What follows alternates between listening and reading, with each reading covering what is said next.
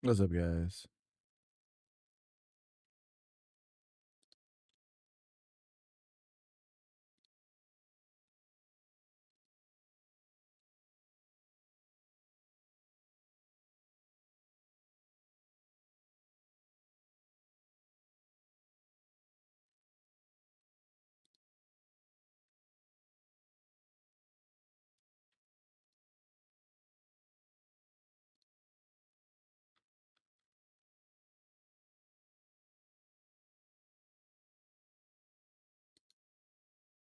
Yo, thank you. Thank you for that.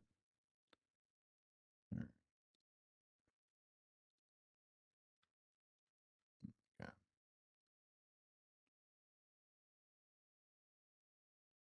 Yo, this is caffeine right here. Sorry, guys, 1 second. Thank you. Make America vaccinated again, ladies and gentlemen. Mava, you know it. Thank you, thank you, thank you.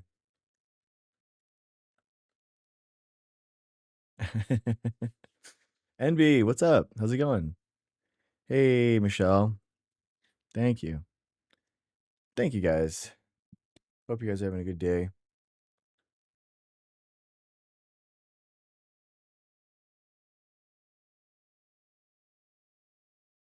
I'm still, I guess, like processing everything that, like the ICE agents and the lawlessness that they gleefully have over citizens and how they, like, in response to people that were protesting, even like just disgusted that people would even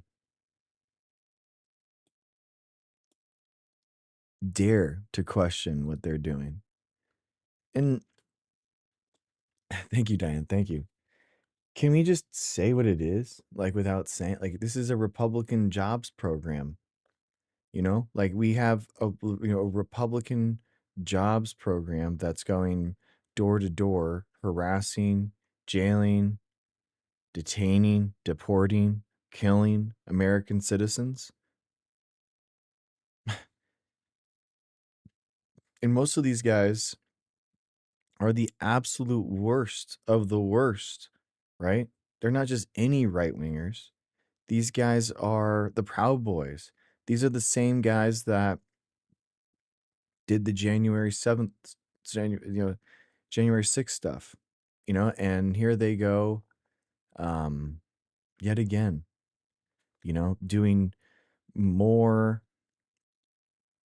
to infringe the rights of everyone, the Constitution for everyone. And I'm just sick of it, man. I really am. I'm really like, we like nobody is mad enough. Yeah, I think it's Sanish. I mean, I call them because I really think it is. I mean, yeah, ICE is the definition of state-sponsored terrorism.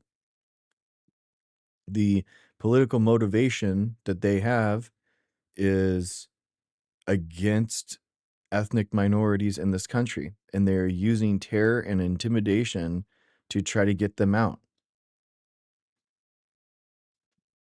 And it's embarrassing.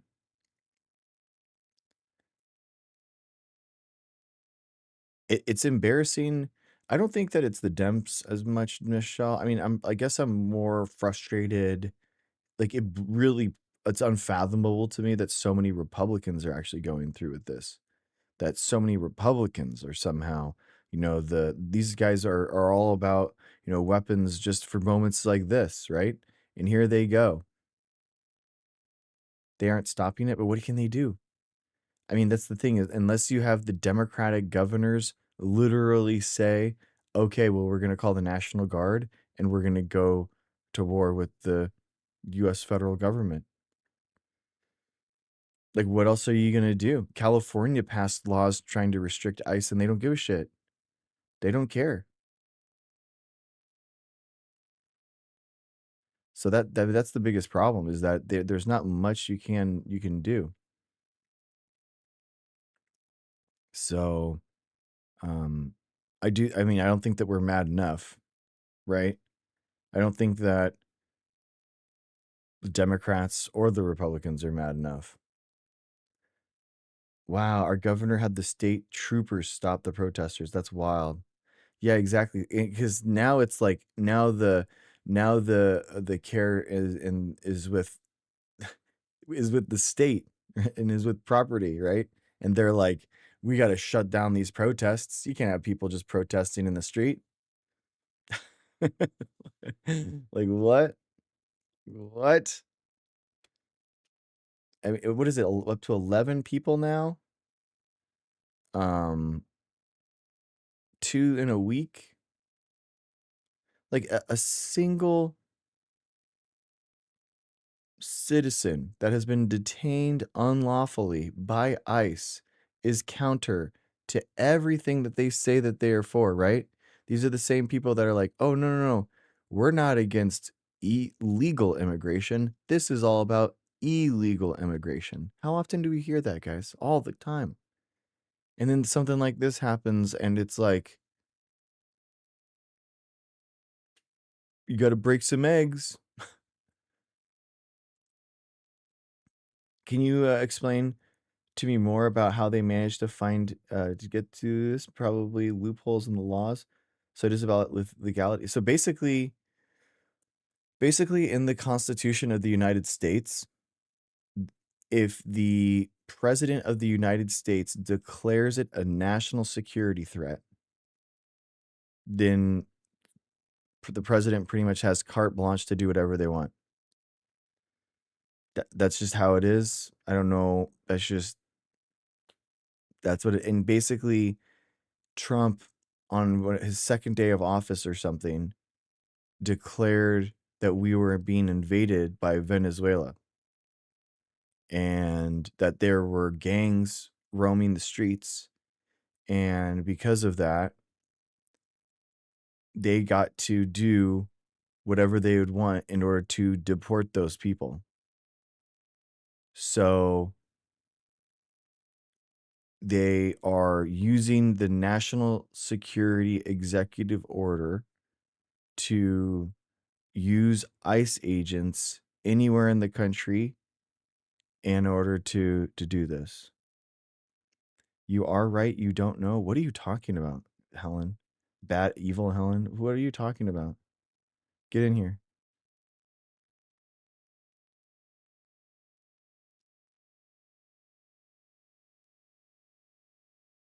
Oh, she ran. So it's so funny whenever these trolls like try to say something in chat, invite them and then they flee immediately. None of them will ever like actually want to talk. Hey F1, how's it going? Really wild, and it can selfish really quick. Yeah, so Sanish, it's the idea. I don't think that anyone was prepared for how much the president and his party would defile themselves. I don't think anyone was prepared for that. Like our Constitution wasn't prepared for that. The Democrats weren't prepared for that. Um, and just the level of lawlessness and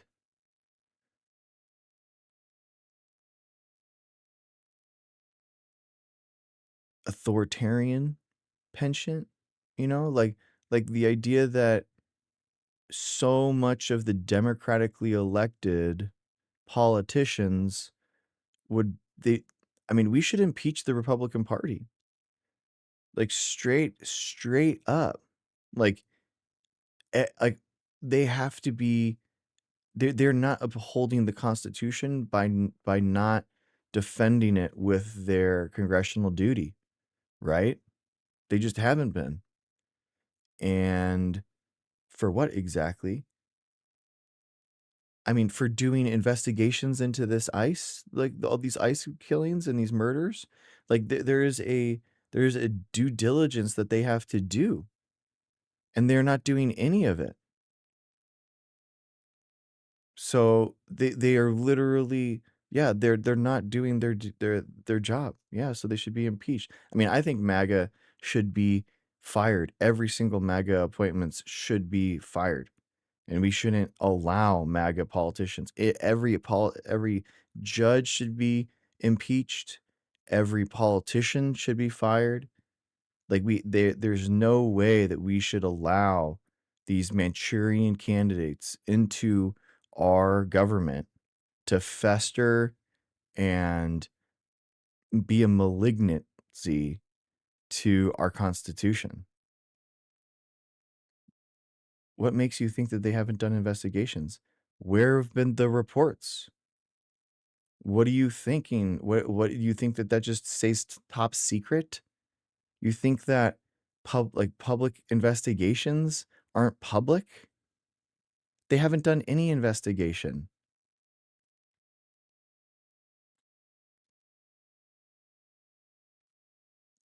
What do you it's remarkable to me how at every step, like MAGA and Trump loyalists just don't know. They cherry pick the things that they've never. They're like, oh, what do you mean? I've never heard of that before. I've never heard of that before. Very interesting when your party is literally wanting to trash our Constitution with the DSA. You're talking about trashing the Constitution when the President of the United States, Trump, is literally not even defending itself. We have the United States government and the IRS not even defending itself in court. Like, what are you talking about? The United States of America is not defending itself because Trump wanted a $10 billion slush fund from the IRS. And you're talking about the Democrats hurting the Constitution? Like, what are you? That is wild.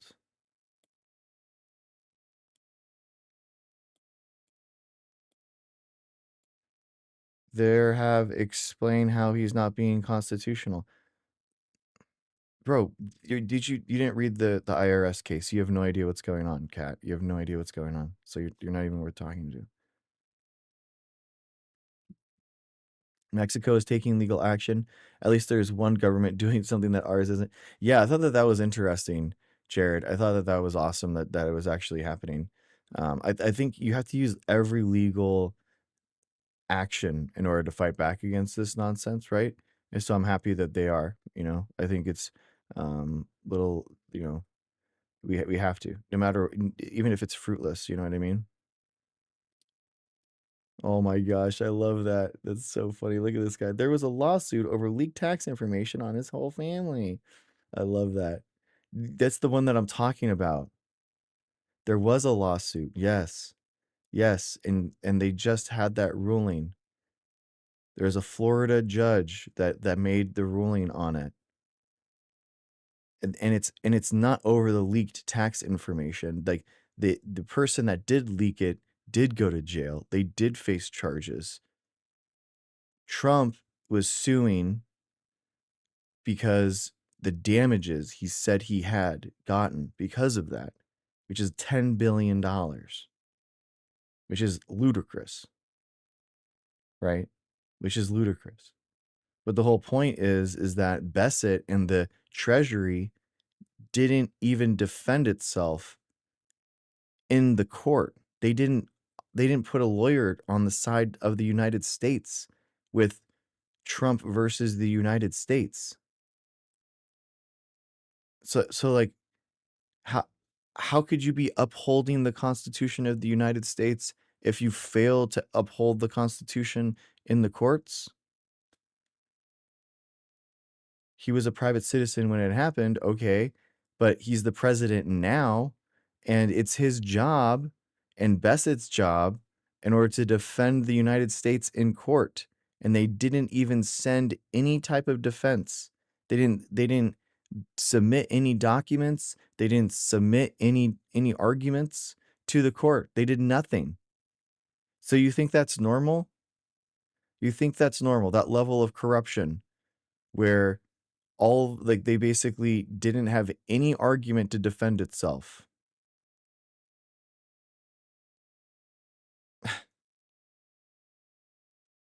Like you don't have to defend this. Like you don't have to defend this. Ducray, what's up? Yeah, that's true. That's right, Michelle. He said he signed some fake order that he thinks that he can stop the IRS from ever looking into his taxes. Like I love it. I think it's so hilarious that he thinks that his word means like if his executive order to stop the IRS from ever auditing him, we can also pass an executive order to audit him every month if we want to, right? I mean, that's wild. If we talk about financial systems, I think the baby boomers are holding too much wealth. What do you think? I mean, they're doing um that's a good question in terms of uh, let's see. I think I know what the answer is. Wealth distribution over time with varying generations in the U.S. Does the baby boomer and millennial and Gen Z generations have less wealth? I don't know. I do know that like they are like baby boomers are disproportionately holding on to single family homes, and it's causing a huge problem in terms of in California in terms of homes. So they're basically not leaving their homes that they bought because of Prop 13. So Prop 13 makes it so that you pay property taxes not on the current price of your home, but what it was when you first bought it. And so like my parents' home, um, it was $120,000 when they bought it in 1987. Okay. And now it's worth like 1.2 million. They don't have any equity in the home. They were HELOCing it over and over and over again in order to, barely stay alive. But so there's not that much money in it. But the point is that they pay property taxes on 120,000. They don't pay property taxes on the 1.2 million. And that's ridiculously different, right? And what that means is that you have my dad in a home that could be for an entire family. And it's an empty house that he has. And now he's basically locked in there. So yeah, the whole point of it, Michelle, was that it was like, don't kick grandma out of her house, keep grandma in her house. Um, but like in reality, yeah, dude, you do want to downsize because going to like a smaller place with like a community living, there's more people your age around you, there's more of a community, there's events, like it's healthier for it. And it's really important to have those homes go to new families and not just a single person. You could have 6 people living there instead of 1 or 2. So it's yeah, Prop 13 is very negative. It's a very toxic element but in California, but the problem is that it's like the third rail in California politics because everyone who votes is in that voting demographic, right? 50, 60, 70, you have you don't want to piss them off or you're never going to win an election again. So what that means is nobody does anything about it. And it's really unfortunate. I don't know. No, they worked for it. I don't know, they worked for it. It's their home, but they should pay the right tax to keep it. Yeah, Michelle, if they paid the same tax. So the thing is that it it's under the guise of keep grandma in her home, but what actually happens is that the places that these tech companies work under, like the lots and the spaces that they live under, we're talking like trillion-dollar companies don't pay property taxes because the properties that they're on their business centers and stuff are like inherited by trusts and all this nonsense. So these billion-dollar corporations, $1 trillion in some cases, use the same loophole that grandmas used to pay less taxes for those corporations to pay no property taxes. So, like, I think that if you wanted to make an argument about legitimately grandma or something like that, okay, but like, are you really going to say that a $1 billion corporation or $1 trillion corporation shouldn't pay any property taxes? Yeah, Helen, this is Prop 13. It was passed in, God, I want to say like 1992, like around then. It was crazy. It was so during the same time, right? The same bills they passed and said property taxes, they suspended property taxes, okay? And then in the same thing said that you need a two-thirds supermajority and a prop in order to overturn that. So they basically froze our taxes, right? And then said it's going to be incredibly hard if you ever want to get more taxes. It's wild. California is not a disaster, but it is a problem that exists within California. I mean, Newsom is supportive of Prop 13. Every single politician, Democrat and Republican, is a huge fan of Prop 13. 1978. Thank you, Richard. I appreciate you saying correcting me. Thank you. Um, so it's awesome. It's awesome. Oh, let's see what it says. So I asked wealth distribution over time with varying generations in the U.S. Does the baby boomer and millennial and Gen Z generations have less wealth proportionally? Um,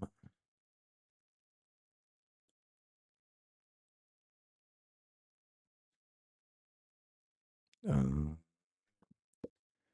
so raw aggregate shares, most recent Fed DFA 2026 quarter one data, baby boomers held 51.6 of the U.S. household net worth, Gen X 26, millennials. Millennials, which the Fed defines as everyone born 1981 or later. So it does fold in Gen Z, 11%. Wow. And the silent generation and earlier, the remainder. Wow. That's crazy. So the silent generation, there's just the very few of them. The prior quarter was materially the same. On this cut, yes, millennials and Gen Z hold far less, but this is most likely a life cycle artifact, not a generational injustice. People accumulate assets across their working lives, so whoever is old at given moment always holds up the majority. That makes sense. I mean, we really like we can't minimize compounding interest, guys. I mean, I mean, yeah, this is what math is. This is why it's important for you to like invest into retirement because most of your retirement actually doesn't come from your inputs, right? It comes from the money that your money made. So it's and then it compounds because then the money that your money makes also makes money. And that's why it's so important. It would be like you buying a 3D printer that can make more 3D printers, right? You're just always going to be making 3D printers.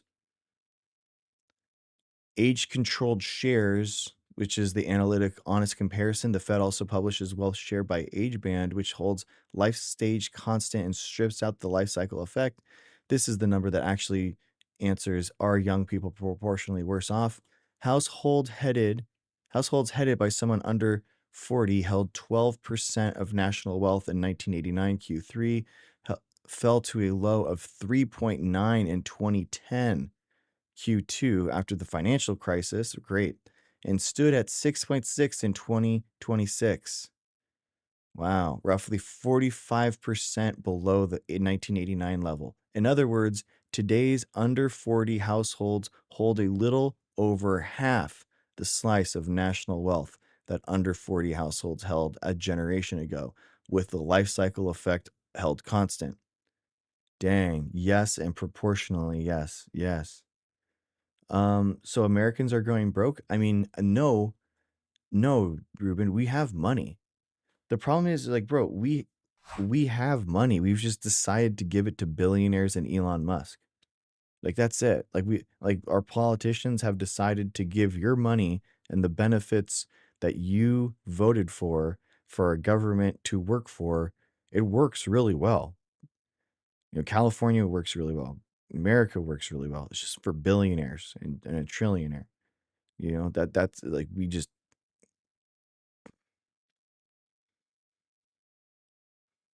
I say that this system is designed by baby boomers for baby boomers. I mean, baby boomers are also holding it down, Democratic voters now. You know, that's the other thing is that like baby boomers are actually the ones that are not voting in their own self-interest a lot of times.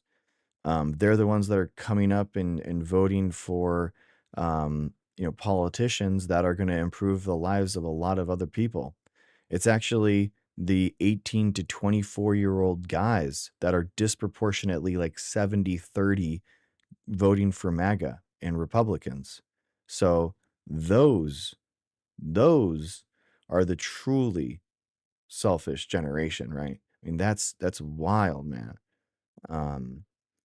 So, and women, by the way, completely opposite. Women, same age group, 18 to 24, is like 70% Democrat, 30% Republican. Um,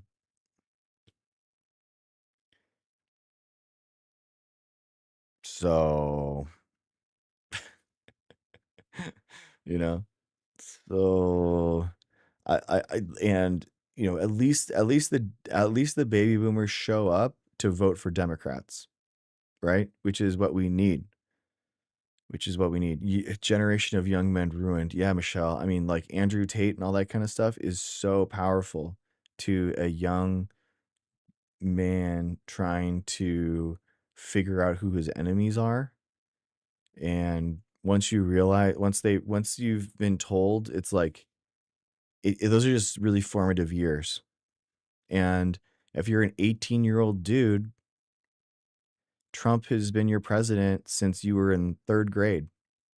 So like, why do you like he's been normalized to the point where it's not that big of a deal to have him as president. So now, an 18-year-old guy is going to think that Trump is funny, right? He's going to think that, oh, this is kind of totally normal. When in reality, it's the exact opposite. We all know it. So it is shocking though. It's very frustrating. All right, guys. The War on Peace report.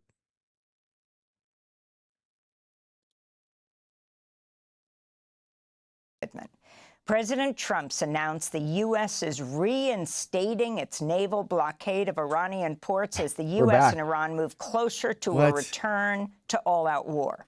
What? Dude, this is the wildest thing. I think the authorization to use military force came under the guise of if you start a military conflict, you have to report back on it within 90 days in order to get permission from Congress to continue that war effort. The idea was like the movie scenario, terrorists is coming over the mountainside with the big explosive that's going to end civilization, and we need the president to act fast. We don't need time for Congress. This is the time to act right now. We don't have time to pass a bill. We don't have time to go to the United Nations. We need to do it right now. So so they give this heroic selfless president, the thankless job of making a impossible decision to selflessly save the nation. And this is the authorization to use military force, which is the AUMF, as a lot of people call it, passed after 9/11, and here we are. Like, and the Trump loophole that he found out is that you just say you just keep going with the same war, but then you just say that they're actually different. It's pr it's cr it's honestly, like, sometimes the simplicity of how corrupt he is, and how obviously and nakedly, brazenly he just tears open the Constitution and just rips it to shreds. It's nobody would have been that brazen before. So that's what he's doing. So basically, instead of reporting to Congress, it's been more than 90 days now, right? It's been 4 months. But does he care about it? No. No. Because this is actually a completely different military operation, guys. We haven't been in Iran for 40 days, for 4 months. No, no, no, no, no. We just restarted it. We just restarted it. So it's just wild, man. The level of corruption. There was also no imminent threat by any conceivable definition. Yeah, Uncle Hippie, that's a really good point. So Uncle Hippie's pointing out the imminent threat thing. That was actually Obama's contribution to that, because the question was, how could an authorization to use military force against the Taliban be construed as a legal maneuver to fight ISIS, which didn't even exist in 2001. And Obama argued, oh, no, no, no, no, no. The authorization to use military force isn't about the Taliban. It's about any group that has an imminent threat to our security as a nation. It's any imminent threat.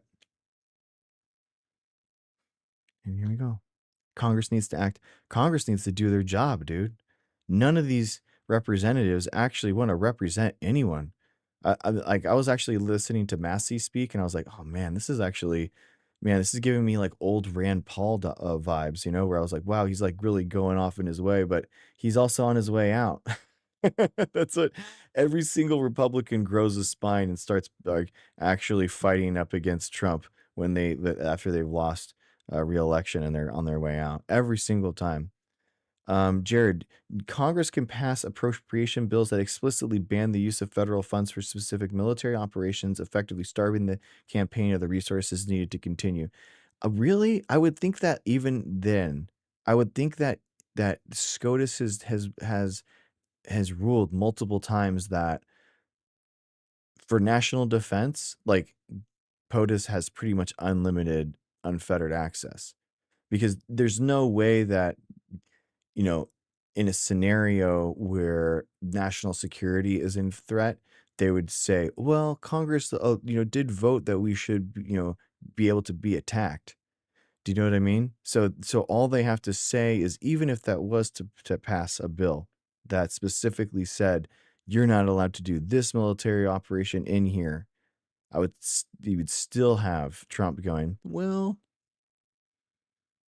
actually, it doesn't pertain to me.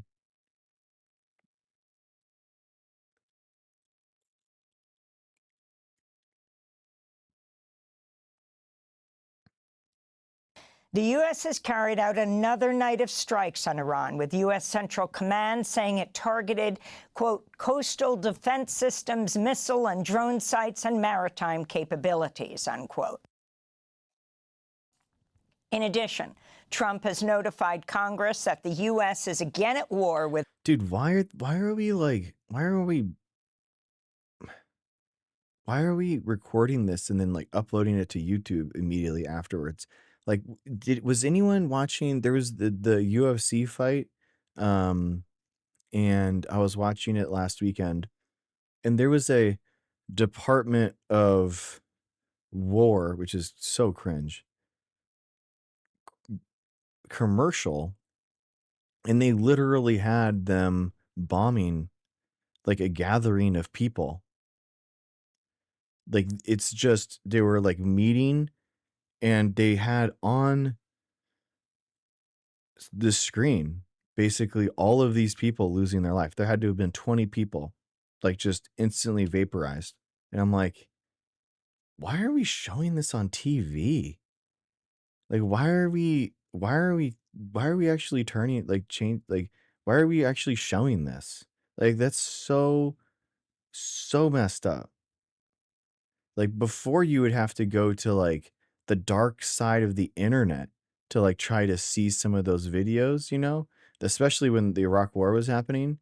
It's like legitimately some of the darkest videos you can see, see from war. And the fact that we're just like I know that Vietnam and the videos there were obviously telegraphed and like but um it just seems very weird because they're proud of it. Iran, Exactly. giving him another 60 days to attack Iran without congressional approval.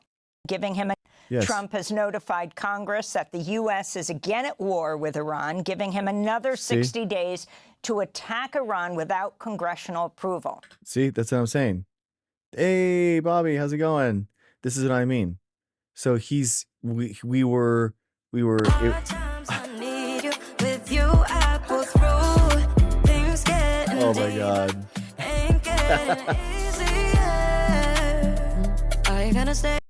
Oh my gosh, these gifts are so bad. They're so funny. Good Trouble was freaking out. He disabled all gifts for the entire live for like a week. He's just not gonna make any money on any of his lives. I was like, oh my god. So he just he just so Trump, yeah, he just did the thing. He's just like, oh yeah, yeah, this is a new thing. We weren't at war. I changed that.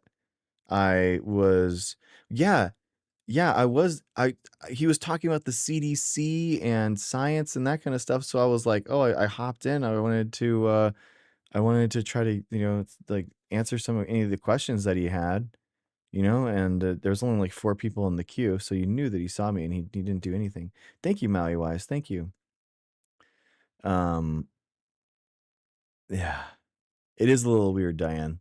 It is a little weird. Jared in YouTube chat, thank you for being there, man. As of right now, the Supreme Court still maintains the president cannot spend that money that hasn't been appropriated. I don't think so, bro. I really don't. I think like, and even if that was true, let's say, oh, dude, Bobby, thank you so much. Even if that was true, like, he could still break the law, but say that it was for his constitutional duty, and that could be part of his immunity, right? There's 3 immunity actions that the president gets to do based off of John Roberts, and that definitely falls under, President, of the United States and Commander-in-Chief and National Security Defense. So I would think that he would still like, even if he was breaking the law, he would be immune from prosecution there in terms of that. Iran retaliated by attacking U.S. military sites in Bahrain and Jordan. In addition, Iran struck 2 oil tankers from the United Arab Emirates. An Indian crew member was killed, several others injured. While Iran maintains that it controls the Strait of Hormuz, President Trump announced a new plan for the U.S. to begin imposing this. I mean, it's all new, guys. It's all new. We didn't do anything like this before. A 20% fee on oil tankers and other ships passing through the strait. I love this. I love this. Like, he just says things and thinks that it actually means something. In a post on Truth Social, Trump wrote, quote, "The USA will be from this point forward known as the guardian of the Hormuz Strait," unquote. Trump gave no details about how this would actually be accomplished. At the White House, Trump claimed the U.S. would end up controlling the entire strait. They're wired differently, and we're not going to put up with it. We are just going forward. We're attacking them tonight. We're taking out all of their capability for anything having to do with the strait, with the Hormuz Strait. And I think in the end, we will end up just controlling the whole thing. None of these people think that what he's saying is correct. It's just like, when are we gonna have the emperor has no clothes moment, right? Like, nobody thinks anything that Trump said right there, it makes any sense. Not a single person in this room. Like, I like, nobody thinks that they're actually gonna, like, push them back for decades, right? Like, nobody thinks that they're gonna actually damage Iran's capabilities. Like, really? What? Like, remember the drone? This whole thing started 4 months ago with that huge attack, and he said that they've been set back 200 years. Then if Iran's been set back 200 years, then why is America losing our war with Iran right now? So we're fighting a bunch of Iranians in the 1800s, and we're still losing.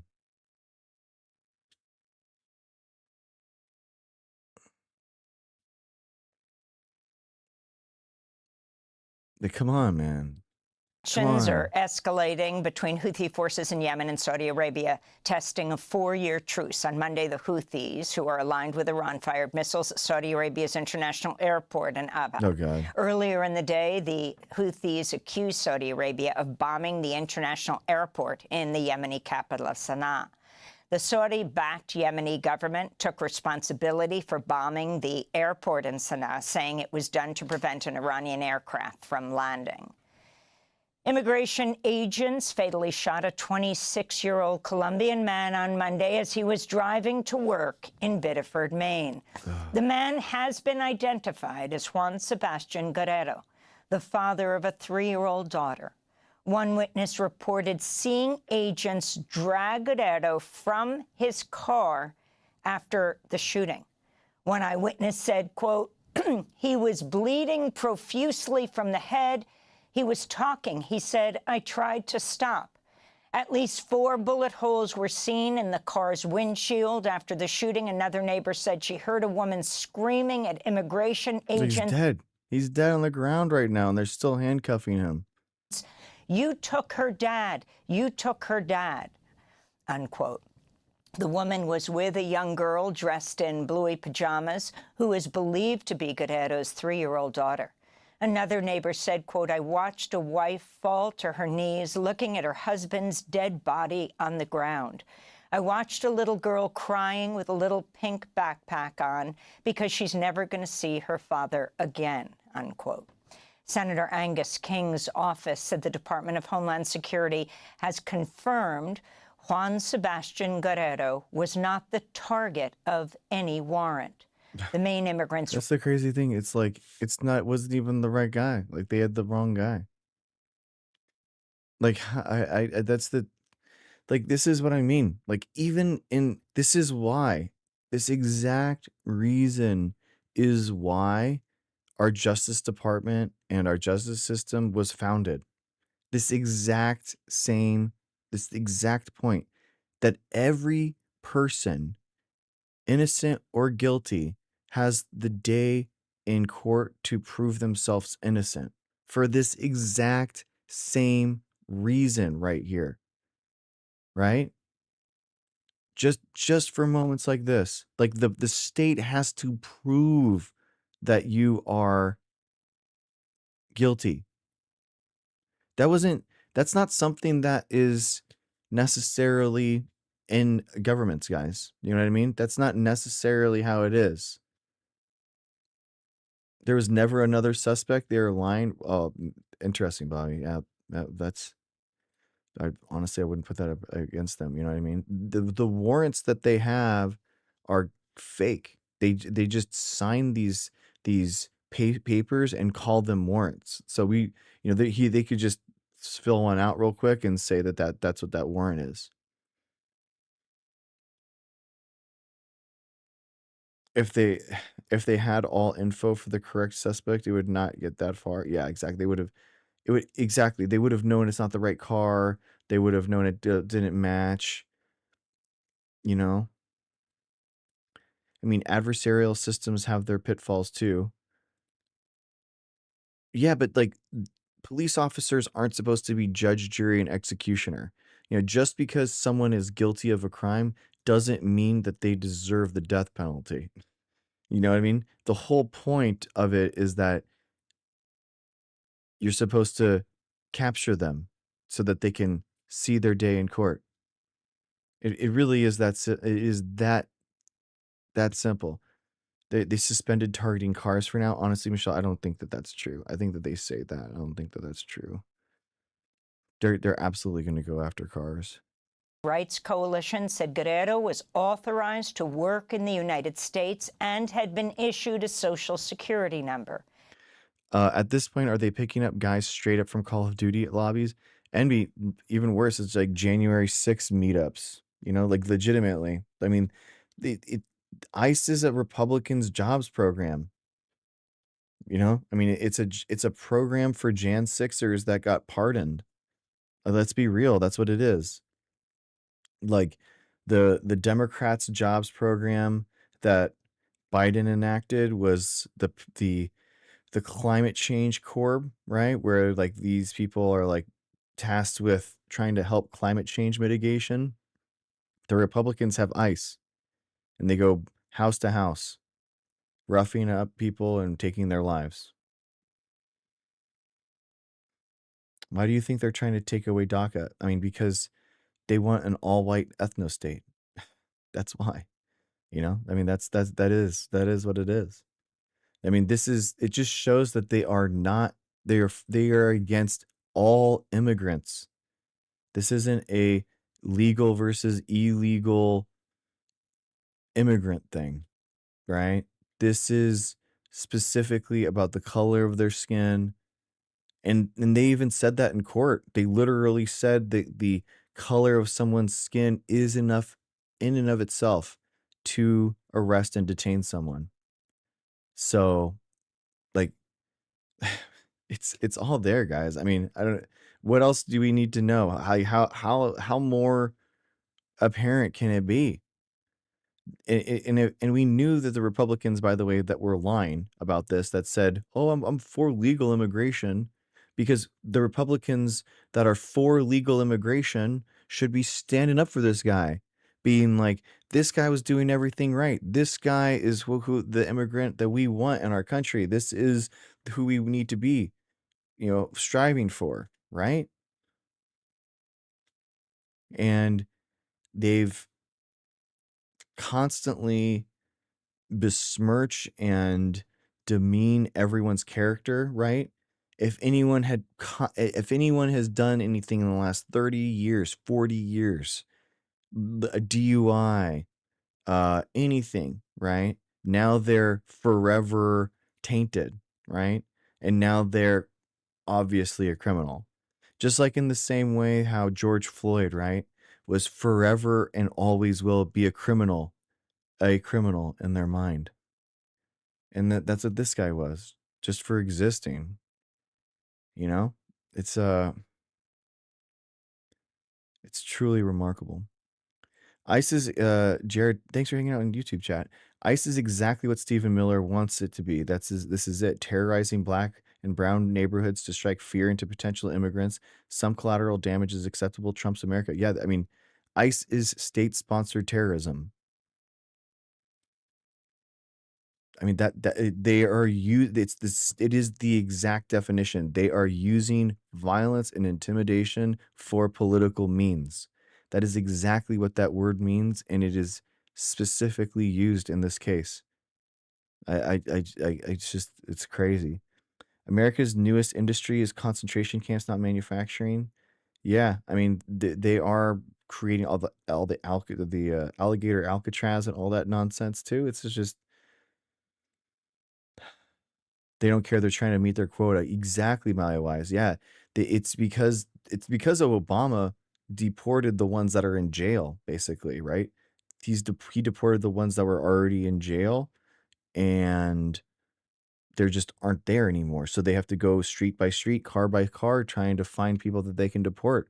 And they have to deport more than Obama, right? They have to deport more, and in their minds. And Stephen Miller even said that. Jared, there's no need to unleash such violence on neighborhoods to achieve a goal of deporting immigrants. This is intentional and deliberate.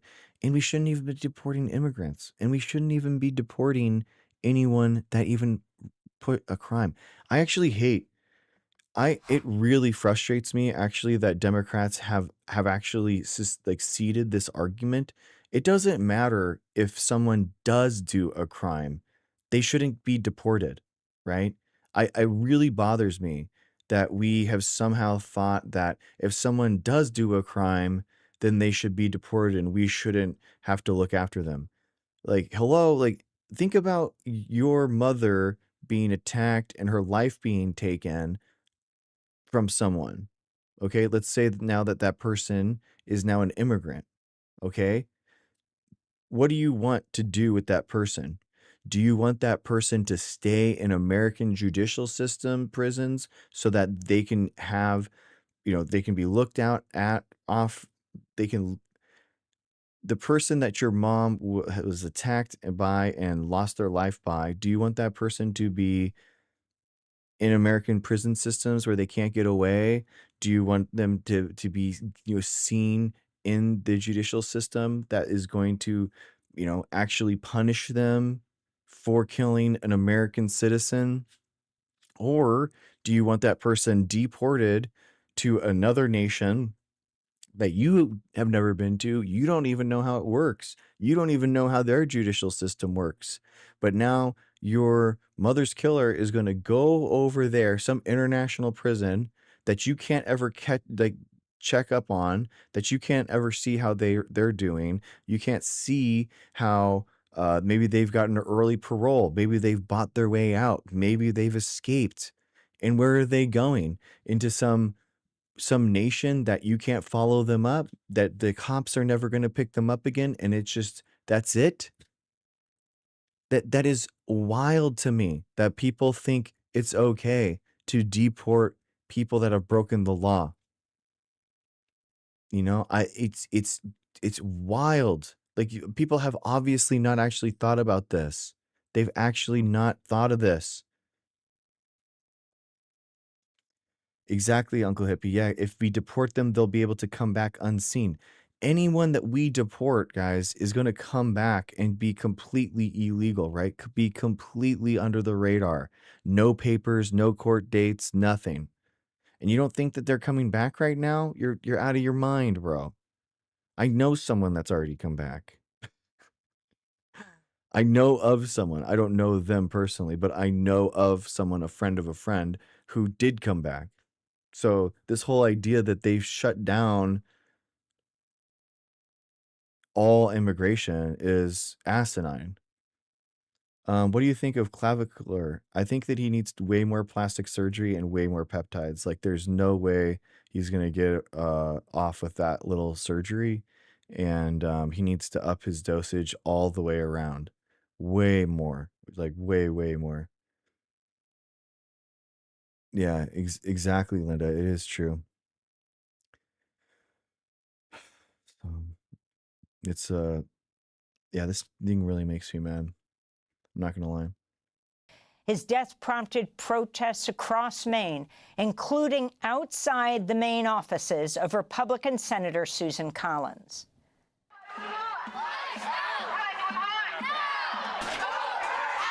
Susan Collins is very disappointed, guys. Very disappointed.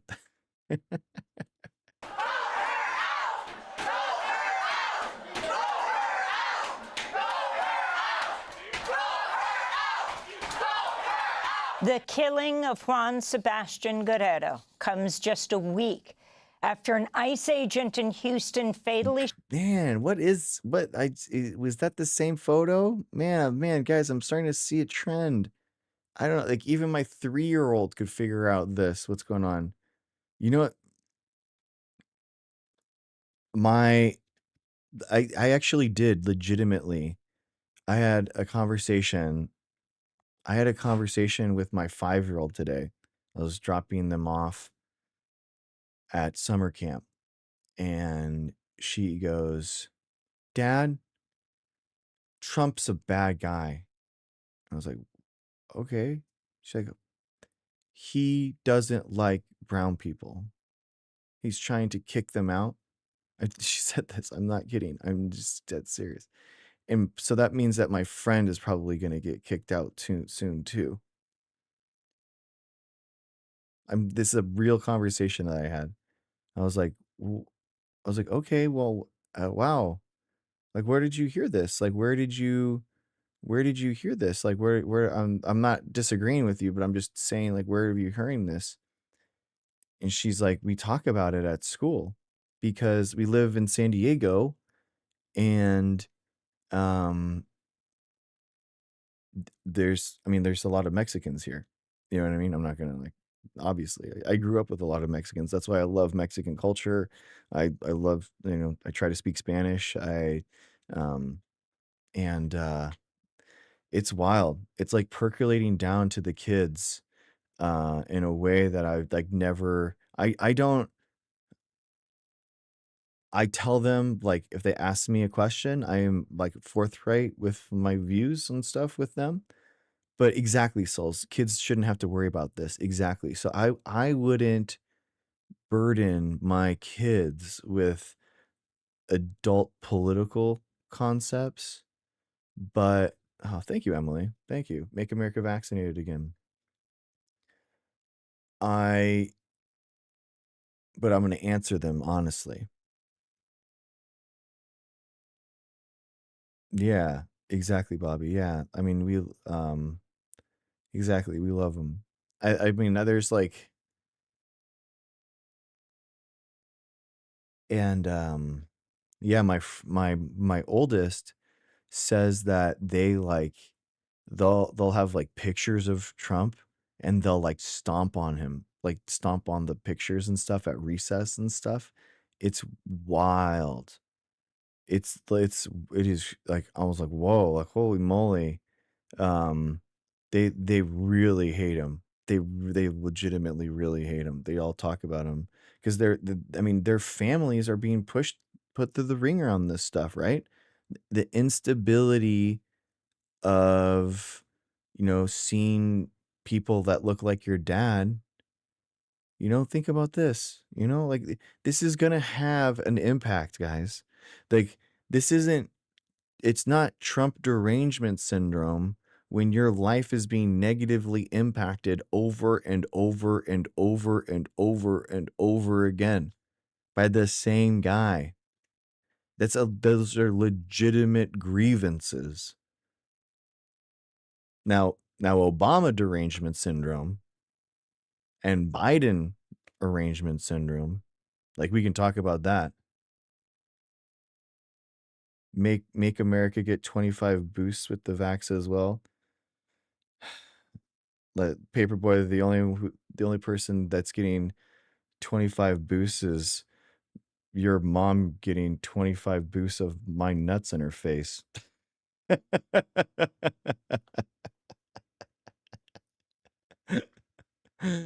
Oh my god.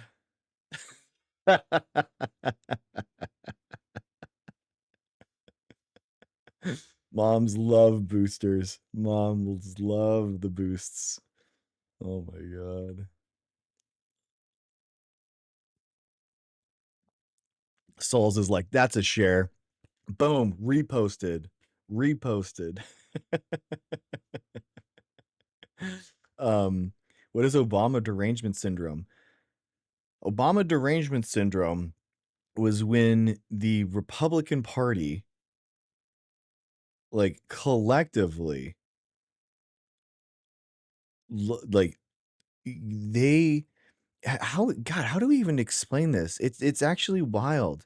Obama was a president of the United States that was no drama, no political drama, no, like inside the White House, very smooth sailing. His whole point was no drama Obama. Like, and because of that, he wasn't generating the outrage that the Republican Party needed in order to blame problems on the first black president.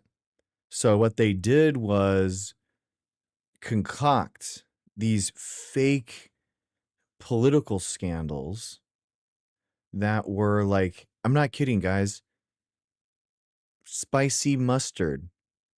He likes spicy mustard. So for months there was spice. Obama is out of touch with the average American because he likes spicy mustard.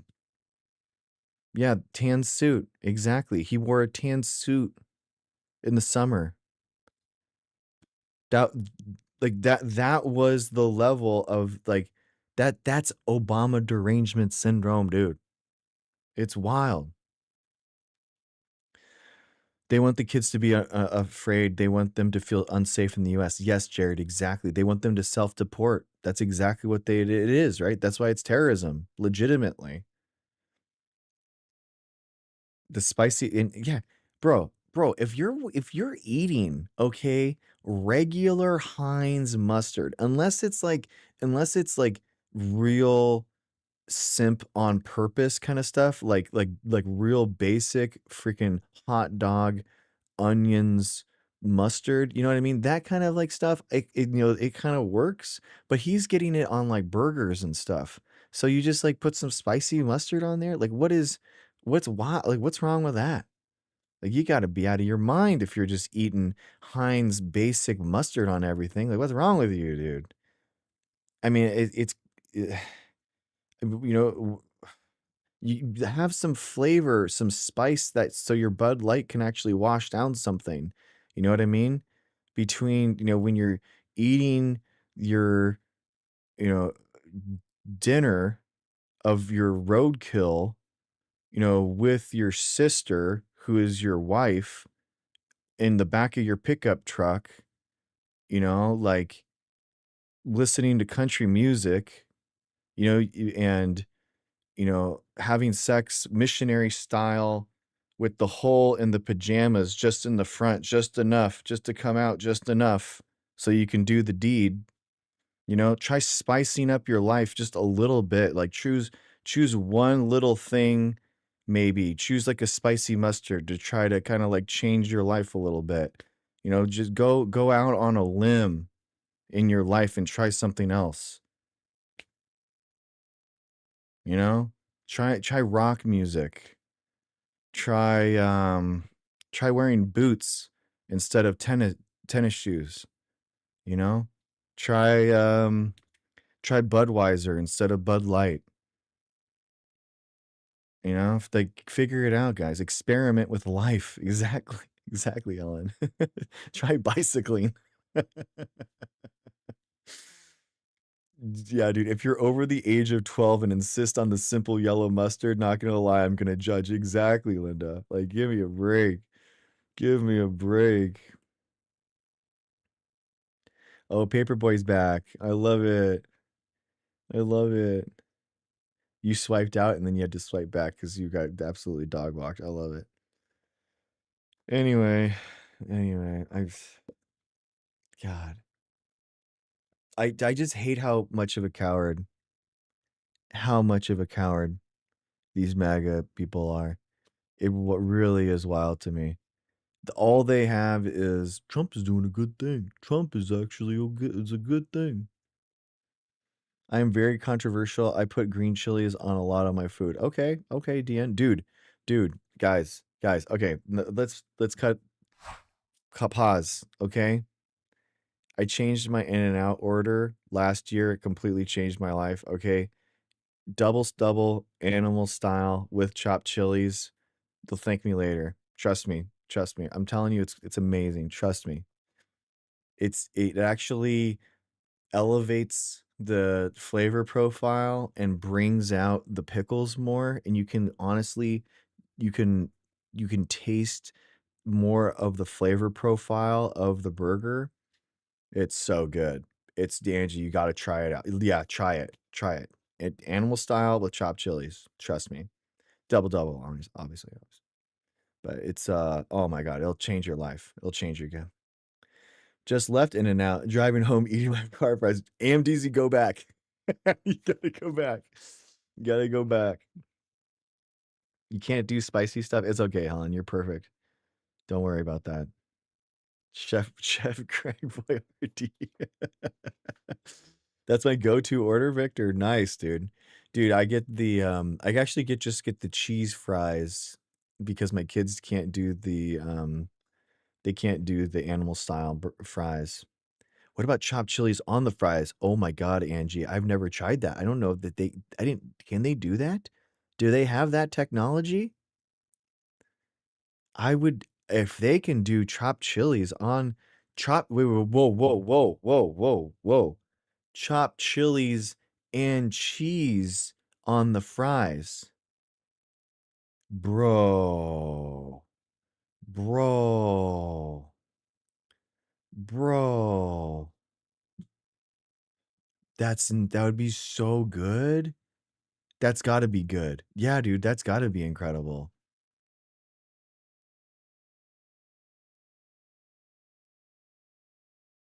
That's amazing. Yes, you can do that? Oh my god. They can do that. Hell, and I like that. Yeah, that's good. I love it.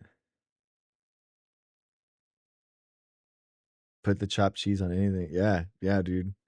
Yeah, for sure. I only like simple yellow mustard on a hot dog. Yeah, yeah, Jared, I'm the same way. Yeah. The simple yellow mustard with some onions, you know, that or that's really, dude, honestly, I've been loving relish too. I'm like really into like a pickle phase right now. So I like it. And Ducray doesn't like In and Out. I saw that, Ducray. I saw that you just put that message and I didn't respond for a little bit, but it's seared in my brain. And I'm bringing that up right now because I'm just gonna let you know I will always remember that. Okay. I did see that. It's scrolled up and but I'm not forgetting that ever. Oh yeah, also you can get the fries well done. You can get the fries well done too to make them a little bit. I want to try that. I've never done the well done fries. Ketchup and onion on a hot dog only. Ketchup and onion. Oh, that's an interesting combo. And only eat hot dogs at a ballpark. Okay, that's okay. That's okay. Dude. Oh my god, guys. I'm not okay. All right. This is okay. Let's get serious, okay? It was the best thing I've ever seen. I'm going to the Padres game, okay? And trying to find something to eat, right? And I find this freaking my wife loves birria, right? She loves birria. So we got these birria street tacos and dude, and they had a margarita, right, thing. It was incredible. Like a homemade margarita with birria tacos. It was so good. And I look back, okay, into the little place that it is. Bro, I'm not kidding. It was like 6 Mexican grandmas. I was like, "Bro, this is the spot. Would you want anyone else in the world to make your Mexican tacos than seis abuelas just making the comida, just buenas noches, muchas gracias. Like no English is being spoken. They don't even need they don't even need to communicate. All right, you know what I mean. This is like they are so just everything was so good, so just mm, that's those are the people that I want in my life, you know what I mean? Damn, so good. I love it. You'll get kicked out of Chicago if you ask for ketchup. I told you to stop by the Hard Rock and get a drink. Oh, really? Is that where you work, MDZ? Or something? Is that where you also you need to try Mike's Red Tacos. Okay. That'd be cool. Birria with cheese. Quesabirria. Yeah, dude. Rachel knows what's up. Rachel's knows what's up. For sure. Oh, cool. Oh, that's awesome, AMDZ. All right, cool. Yeah, honestly, we've been going to a lot more Padres games, just because the kids love the baseball right now. And honestly, dude, it's like it's so fun. Like, dude, the Petco Park is really cool, and there's a lot of things to do for families, so it's legitimately really fun. They do have, like, a good job accommodating families, and I love it. Oh, dude, Bobby, oh my god. I I took it for granted for so long, like, just trying to get a burrito, like, somewhere. You know, I was on a road trip to St. Louis, and I was like at some point, I was like, at, like, week 2, I was like, "I just wanna get a burrito or something." And they don't have Mexican food places. I didn't even know that was possible. I thought that Mexican food was everywhere, but it's like Taco Bell, which isn't Mexican food. Um, and, yeah, yeah, Taco Bell. I feel bad for people that get Taco Bell in San Diego. Like, it really makes me sad. It genuinely, like, really, I couldn't fathom it. I, we were in Costa Rica, and so we were taking public transportation, my wife and I, to, the main city, right? And we met another American couple that were, like, our same age, and we, like, bonded, and we were, like, friendly, and they was like, "Oh my gosh, this is so cool." So we go into the capital city, and we needed to get some lunch, and so my wife and I were like, "Dude, we were in the capital of Costa Rica. Let's get some freaking bomb ass food. Let's, like, real, I can't freaking wait, okay?" And they were like, "Oh my god, there's a KFC here. Let's get KFC." And my wife and I just looked at each other, and we're like, "Oh no, they're those type of people." And we were like, just like, "All right, well, have fun at KFC. Yeah, we're gonna go somewhere else." And we just booked it immediately. We were just like, "There's no way we're hanging out with you anymore." There is no way. Like, I'm sorry, we are not the same type of people. We're not gonna be friends. I'm sorry, we're all booked. I'm all booked with friends, actually. I'm all full. I got all the character limits on my phone. My SIM card is full. It's weird. I don't, I can't. There's no, this is where we break. It's like, dude, why would you go to Costa Rica and get KFC? It's not even the best fast food. You know what I mean? It's not even quality. Like, what is happening? Like, why not get chicken made in Costa Rica, how they make it? I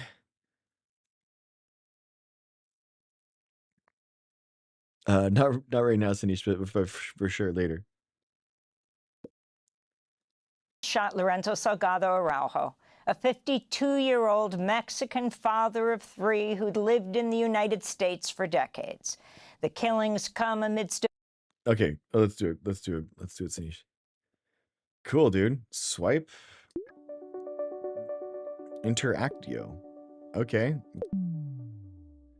Cool, dude. This is Sanish. Sanish's game.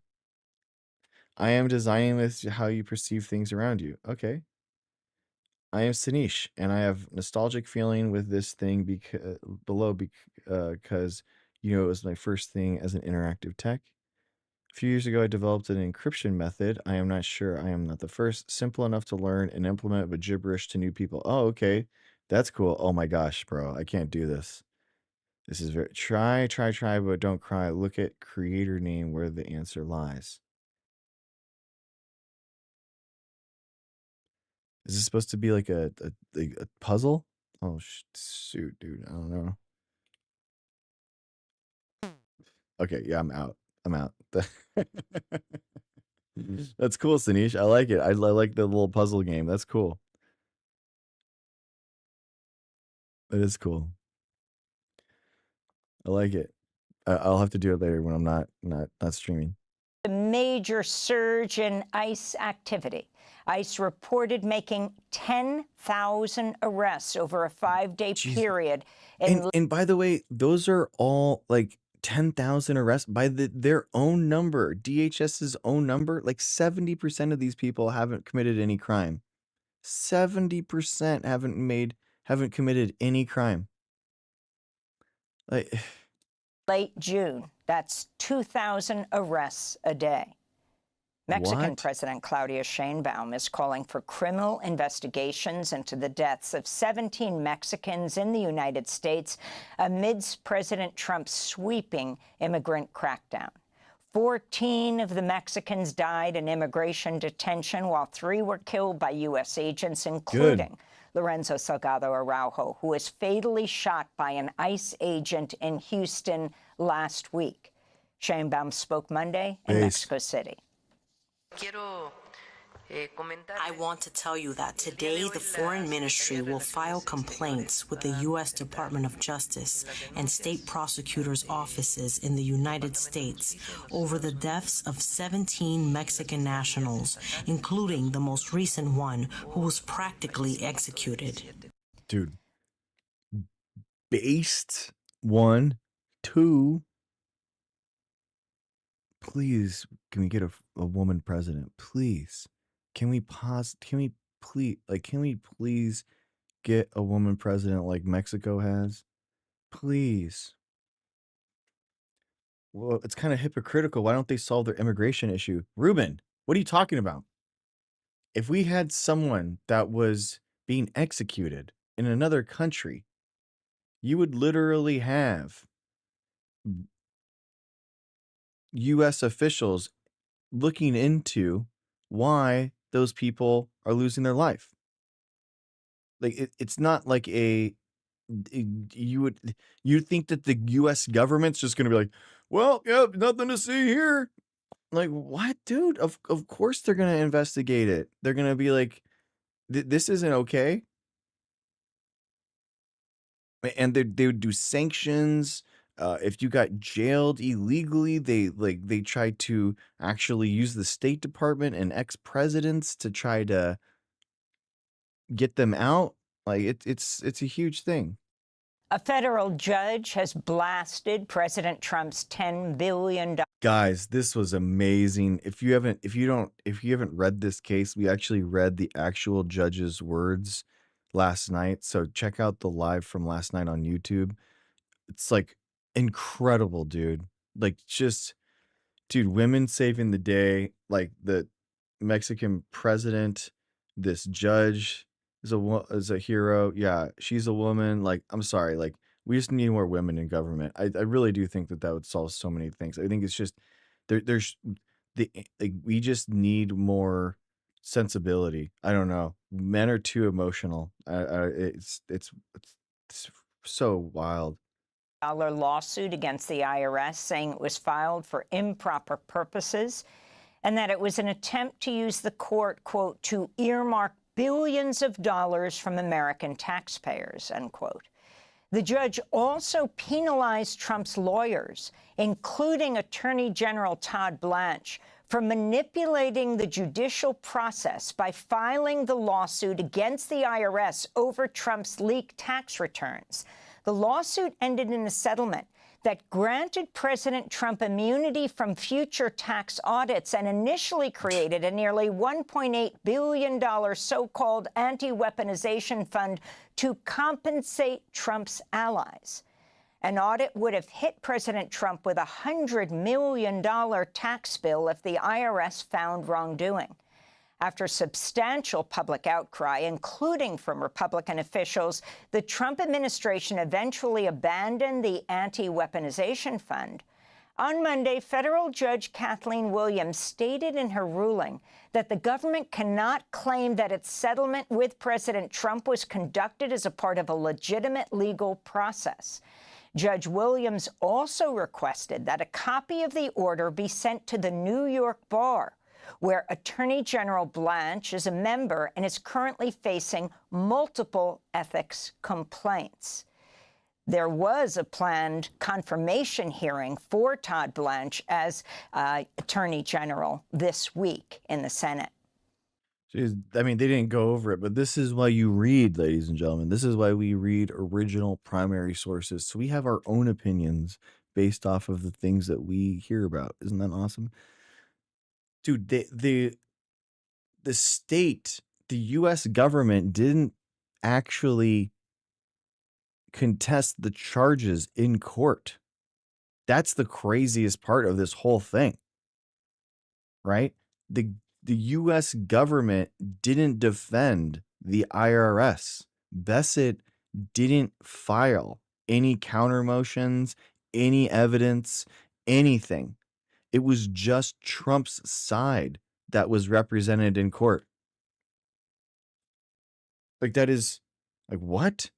Like like the government is so subservient to Trump now that the US government doesn't represent itself in the judicial process against Trump. They fold immediately. So Trump sued the IRS for $10 billion and the IRS just didn't have anything to say about that. Like what? Like what? How is that possible? So that's why it's like it's not just a oh this is a little weird, you know? It's a bro, like you have to like someone's not doing their job. Someone's not doing their job and representing the government. That's why it was recommended to like disciplinary action, right? It's wild, man.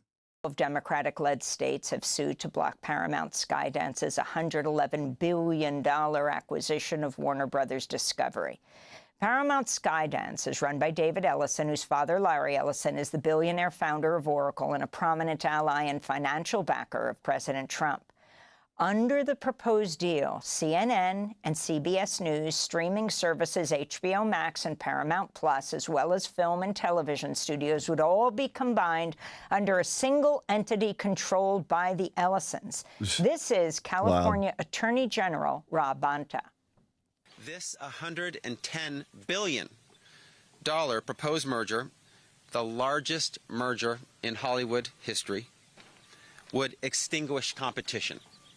It would result in higher prices, lower content quality, and fewer movies and TV shows. I'm proud to lead 12 attorneys general across the country to put an end to a merger that, let's just say it simply, breaks the law.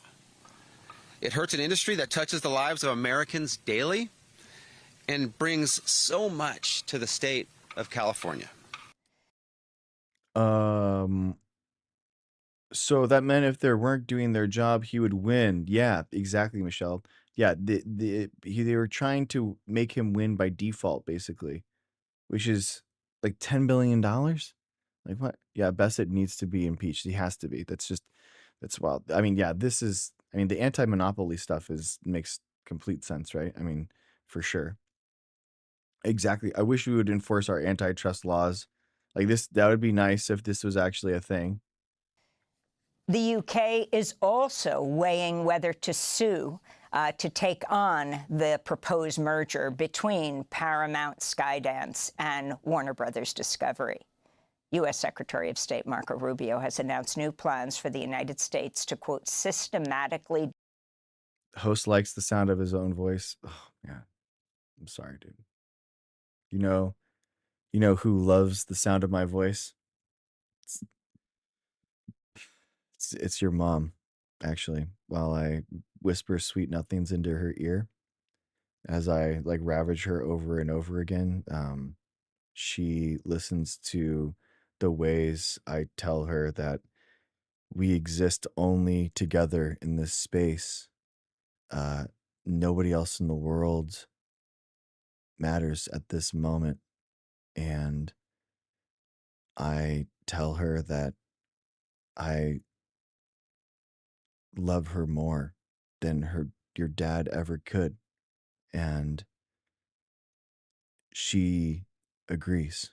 And your dad in the chair in the corner looks over at us and whispers and murmurs to himself, wondering Why can't I? What's wrong with me?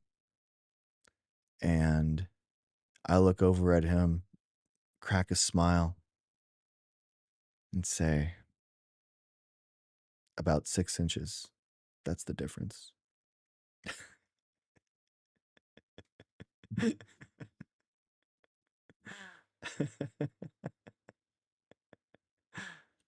Disable, unquote, the International Criminal Court brick by brick. On Monday, Rubio published an opinion piece in the Wall Street Journal and posted a short video attacking the tribunal at The Hague. The ICC and its friends are waging a war against our country, not with bullets or missiles, but with statutes, and compacts, and the force of so-called international law. Last year, the Trump administration imposed sweeping economic and travel sanctions on ICC judges and prosecutors after the court issued arrest warrants for Israeli Prime Minister Benjamin Netanyahu and former Defense Minister Yoav Gallant for committing war crimes in Gaza. Defense Secretary Pete Hegseth announced a new joint task force with the Justice Department to, quote, identify and prosecute, unquote, leaks to the press. In a video posted on social media, Hegseth thanked Attorney General Todd Blanche, saying he was, quote, proud that our departments are working together closer than we have. Dude, what is this? What is this this lighting and this like dramatic cinematic move? Like he actually thinks that he's on like some type of like a movie set. What is this? Like Ever before, unquote. Like how, oh my gosh. This comes just days after Justice Department subpoenaed 4 journalists at the New York Times. Dude, this is after wild. They reported on security concerns over President Trump's new plane, which was donated to him by Qatar. In other press freedom news, I don't think it's AI. I think it's a LUT that they did. Yeah. Where did I buy my microphone? Funny you ask. Well, it was on vacation. As a Mediterranean summer vacation in the Greek Isles, and I was in my brief swimsuit while your mom was vacationing with me, and she said, "Greg, I need to capture the sweet nothings that you say to me." And I said, "What do you mean? You have me every night. Why would you need to record anything?" And she says, "I need to play them over and over again." And I said, "Okay." And she bought me a mic. I don't know where she got it, but I know the fastness that she paid for the shipping. She overnighted that. She overnighted that microphone, and here we are. And I thank her every night about it. So thanks for asking. Thank you. Thanks for asking. U.S. border agents seized the electronic devices of journalist Max Blumenthal after he flew home from a reporting trip to Iran, where he covered the funeral of Ayatollah Ali Khamenei. Blumenthal, who's the founder of the Gray Zone, said agents also interrogated him. He said, quote, "The seizure of my devices was a clear act of intimidation aimed at deterring me and others from doing further critical reporting from Iran about the illegal war ravaging the country," Blumenthal said. President Trump signed an executive order How can Monday. that be illegal? Like, it's just, it's so, like, the war on journalism is, like, isn't it apparent, guys? I mean, the war on journalism, science, all these independent ways of assessing and understanding our world. Drastically reducing the size of 2 national monuments in Utah by more than 90%. The Bears Ears and Grand Staircase Escalante National Monuments in southern Utah beautiful. are considered sacred by Wait. Native Americans and span more than 3.2 million acres, which is nearly the size of Connecticut. Critics say the order opens up thousands of acres of protected land to developers and the oil and gas industry. I've been there. Oh my God. Are you South serious? Carolina's governor. What? I am so mad. Are you serious? That's beautiful. Like it's like oh my gosh, I am so what? What? Dude, Southern Utah, if you've never been, it's incredible. It was absolutely awesome, dude.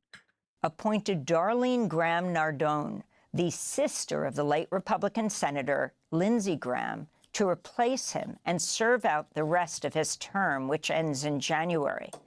Senator Graham died over the weekend from an aortic tear. What? Airbud rules, dude. Nobody said that you had to be living in order to be a senator. Gotcha. Gotcha. Gotcha. With her appointment, Nardone becomes South Carolina's first female senator. She has never held public office before. In Why do climate people do news, the this? National Weather Service is forecasting dozens. FYI, democracy now is free. Well, you know what, PJ Howie, what's not free? Sorry.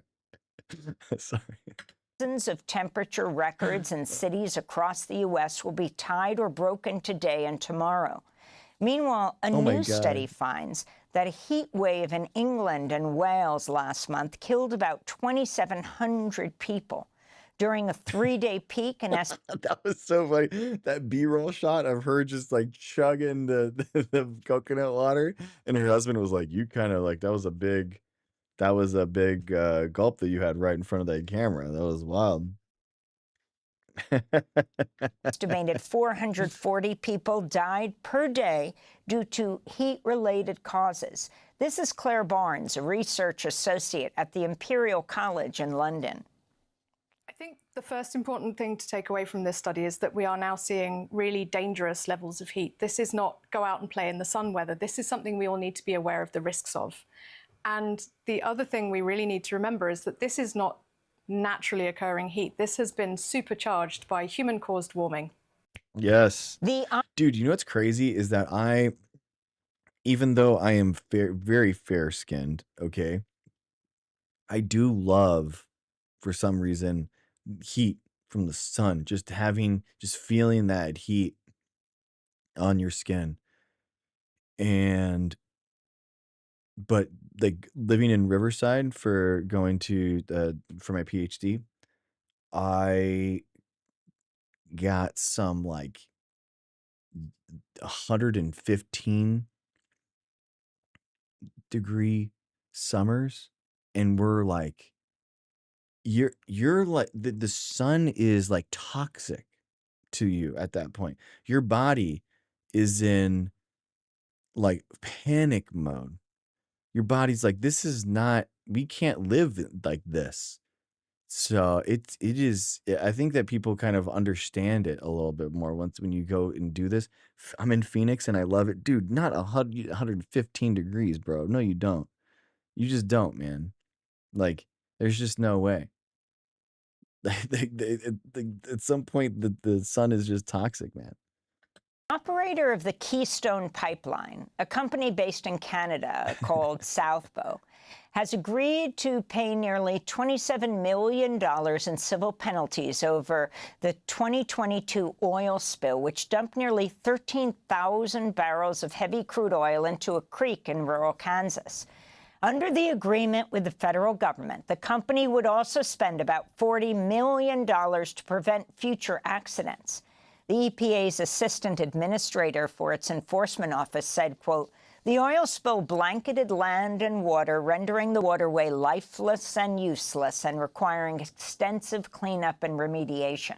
The substantial penalty reflects the seriousness of the environmental harm," Happy unquote. Wednesday. And the pro-Palestinian activist and philanthropist Fergie Chambers has been arrested in Spain after the United States requested his extradition. Chambers is an heir to the multi-billion-dollar Cox family fortune. What? For years, he's used his inheritance to fund leftist and pro-Palestinian groups. Let's go. According to the indictment, he faces charges including providing funding to Palestinian militant groups. His family denied the charge and said Chambers is a victim of political persecution. And those are some of the headlines. This is Democracy Now! Democracy Now! Democracy Now! The War on Peace report. Incredible, dude. Incredible.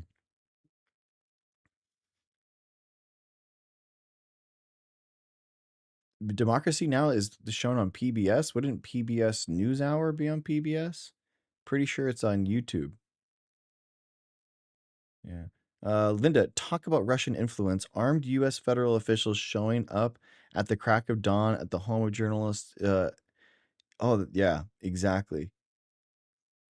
Yeah, dude. It's just all of these people like have like Tulsi Gabbard has like weird connections to Russia. It's very weird. It is very weird. I totally agree with you.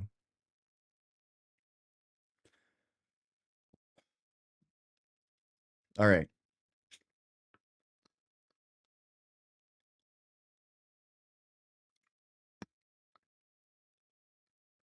Hope you guys are having a good night. No, that's a smear.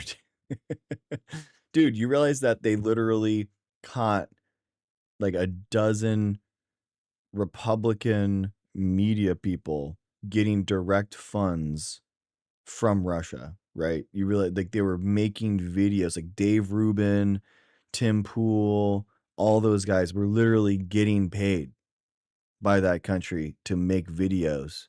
And while they're sitting there, they're pushing anti-Ukraine nonsense, like on social media.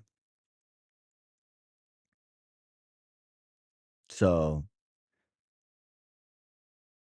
it is, well, I don't know what, but can you talk about Russian American social media? I mean, honestly, the best reports on that, Mari, are the Senate subcommittee.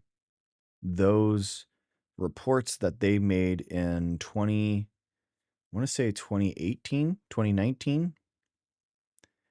Thank you, F1W Democracy Now! For sure. They had 3 separate Senate reports that were about 300 pages long, and they had tons of information about how Russia specifically created massive amounts of misinformation for the 2016 thing. Yeah. Like Russian bots or real Russian accounts kind of adding fuel to the fire. So the latest thing, and they talked about this, FBI, Russia, Twitter.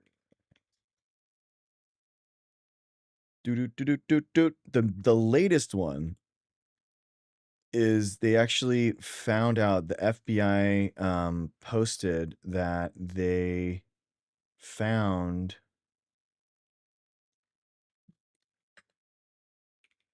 Department of Justice. Let's see.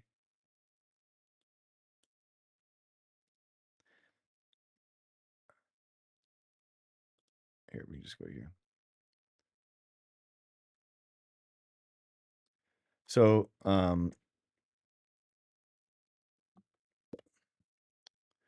so basically it was found out that US says Russia bot farm used AI to impersonate Americans. So they're using ChatGPT in order to influence social media, and that social media influence will change how people run with stories.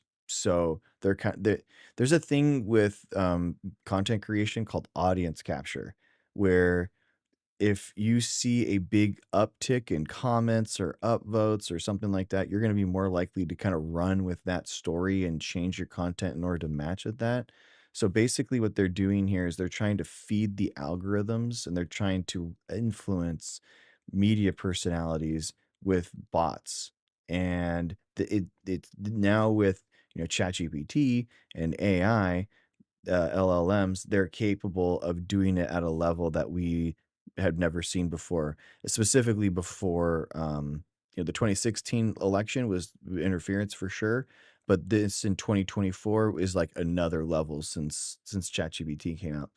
The U.S. Department of Justice said it disrupted a Russian propaganda campaign using fake social media accounts powered by artificial intelligence to spread disinformation in the US and other countries.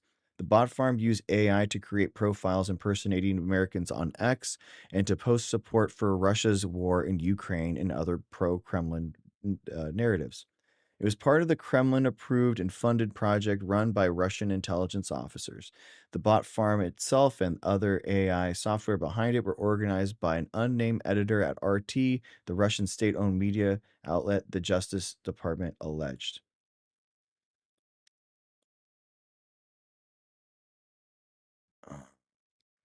And this is it.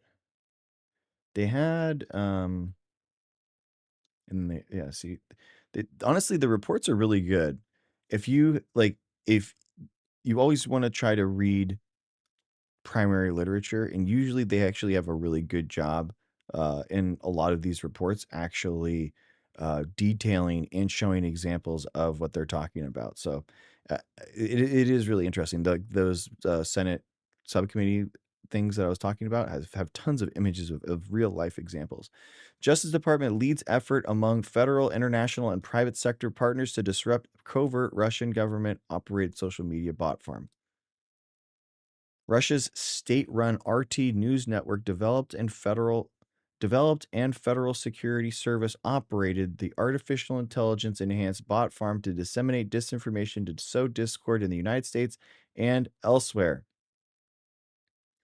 Let's see if we could find anything that was specific.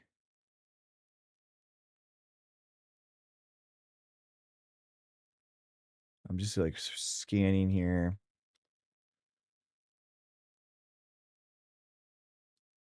According to court documents, a bot farm is an enhanced software package which allows for the creation of false personas on social media platforms. Bot farms are enhanced by integrating components which contain artificial intelligence, such as image generation or text generation. And this is the thing that Elon Musk found.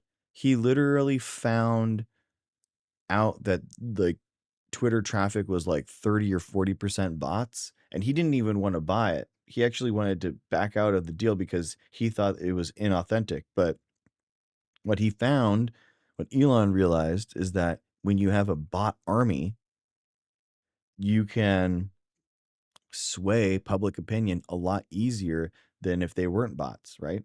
So there's tons of bots on Twitter or X now. Tons. And a lot of them are fake. Well, obviously they're fake, but I'm just saying that a lot of the discord and the outrage is fake.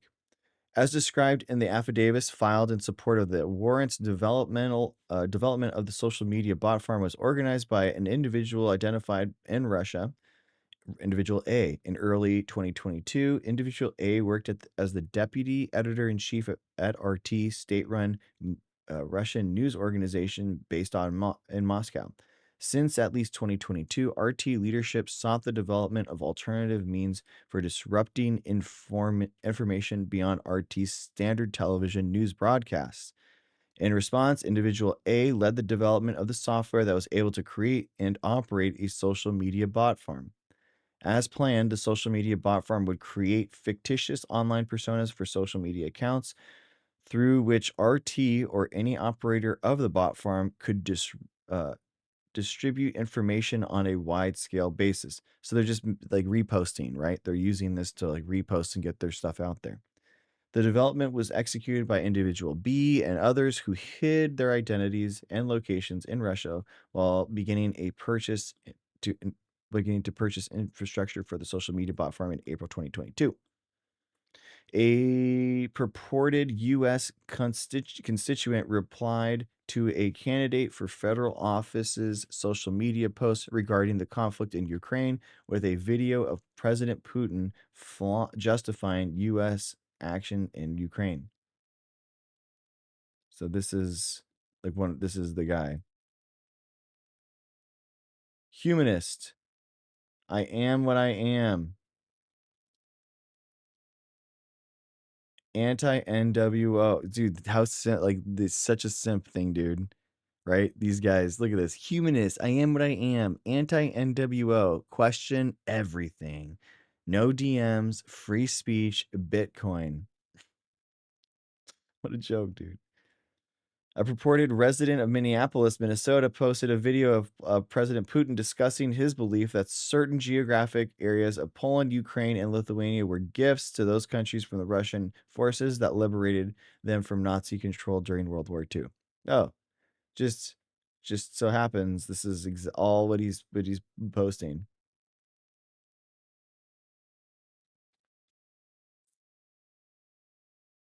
To register the fictitious social media accounts, the social media bot farm relied on private email servers, which in turn relied on the 2 domains seized by the FBI. An individual who controls an internet domain can create email accounts using the domain, yada, yada, yada. Like, the fact that this is happening on the platform, like, how is Twitter not, or X, not held accountable for this stuff? Like, it's literally just becoming a propaganda machine by governments in order to sway public opinion. Like, how would you want that to be your product that you're selling people? It's just wild to me. It's just wild. So yeah, there you go. Okay. Okay. Anyway. Yeah, no problem, Mari. Okay, guys. Here we go. Are you ready? This is a video by Ben a Minute. I spent 8 months undercover in r/conservative. I've made a handful of videos where I spend some time in online right-wing spaces. We've explored the app currently known as Twitter, Donald Trump's Truth Social site, and even more niche spaces like Rumble and Gab. But never have I entered into the world of right-wing Reddit. Right-wing Reddit. Sort of an oxymoron, isn't it? Now, there's not many, but there are a handful of right-leaning subreddits. And I've checked out a lot of them, but there was only really one that actually caught my attention. And today we're going to be honing in and looking at one of the most interesting right-wing spaces I've ever been on.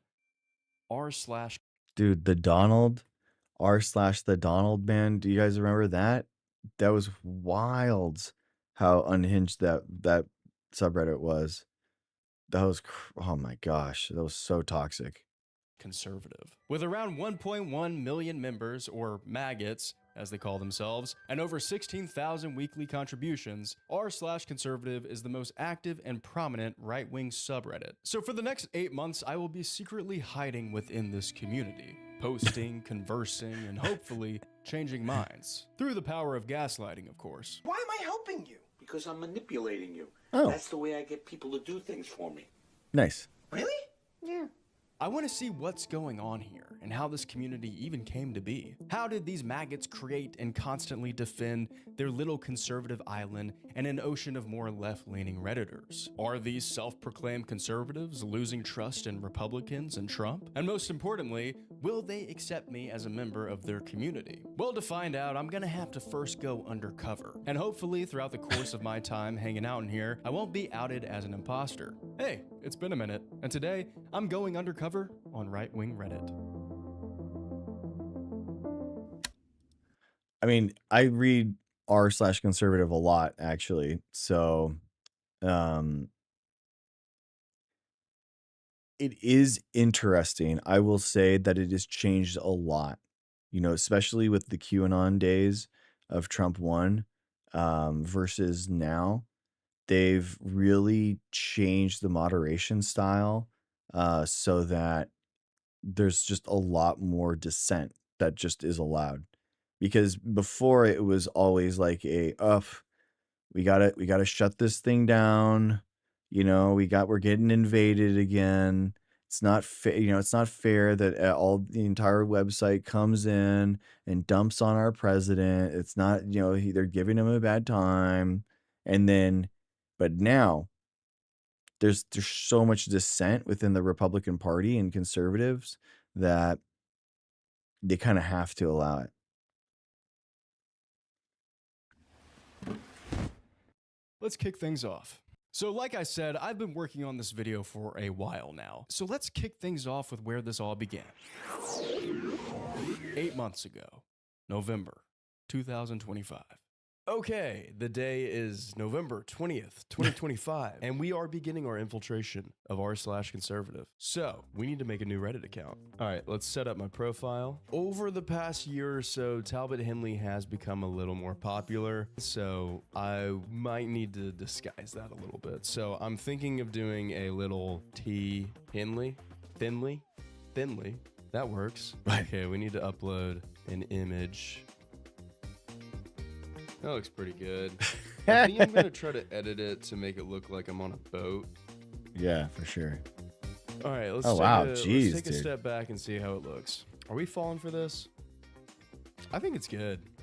I think Light on the face If is you've spent completely any different. time on Reddit, you'll know that if you were to create a brand new account and start commenting and posting on subreddits that you joined that very same day you created that new account, you'd probably get removed and banned from those spaces by the moderators, because to them and other Redditors, you look like a bot, or worse, a troll. If there was one thing that could blow my cover, it was looking like I wasn't a real genuine Reddit user. Mods pick up on that very quickly, especially if I was commenting and posting in the subreddit a lot, which I plan to do.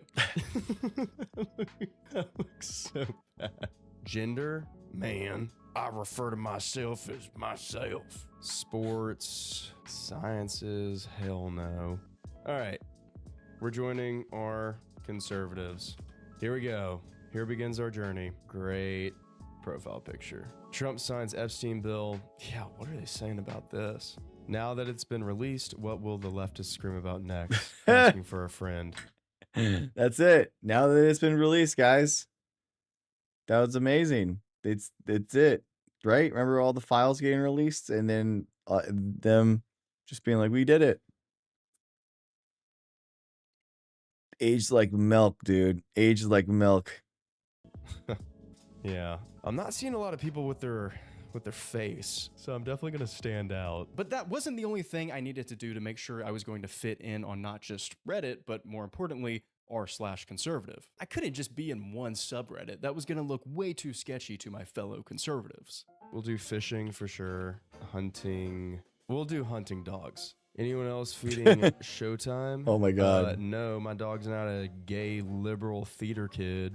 What the hell? My dog ain't on stage dancing around to musicals like Wicked and Cats and Les Miserables. Bass fishing, trout fishing. Would they even pay attention for that much? Yeah, for sure. Hey, Cat Daddy, how's it going? For sure. So I was a moderator on Reddit, on a political subreddit, and you definitely go through their previous posts for sure. Yeah. Yeah, it's like pretty standard. And they actually moderator tools actually make it really easy to do it. So you can see like the breakdown of where they actually post by subreddit, because it's like you can see if someone is you can see if they're trolling or not really easy based off of where else they also post, because then it goes like, oh, okay, well, they're being toxic in this comment. Should we ban them or should we like suspend them or something? But if they're spending a bunch of time in like, the Donald or something at that time, that was like where I was, that was open at the time. It's kind of a good indication that they're trolling, and they're toxic on purpose, Fishing. Those all seem good. I think that's a pretty good spread. Context now that Talbot's clues. profile was looking a bit more fleshed out. Let's talk about our goals. What is the goal here? Radicalize you. That's the goal. So I've decided to make a little checklist that I could mark off throughout my time on r/conservative. That way we can work towards something. A destination to look forward to at the end of my journey. Objective Gorgeous. 1. don't get banned. Pretty self-explanatory. I can't look like a bot or break any of the community rules. Speaking True. of the rules, what are the rules? Oh, what are the rules? What are the rules? What are the rules? What are the rules? Be civil, Oh, no wow. racism. Oh my gosh, Cat Daddy. I had a quad bypass in 21 and stage 3 throat cancer treatment in 23, COVID-19 twice in between. Oh my gosh, the vax saved my life. Oh, Cat Daddy, that's so well. I'm happy that you were protected with the vaccine in order to prevent the worst things that could happen. You know, that's in Cat Daddy that we're actually finding that the mRNA lipid nanoparticle COVID vaccines actually do give cardio protection. So we have like actual empirical data now to back up what you're talking about, which is kind of cool.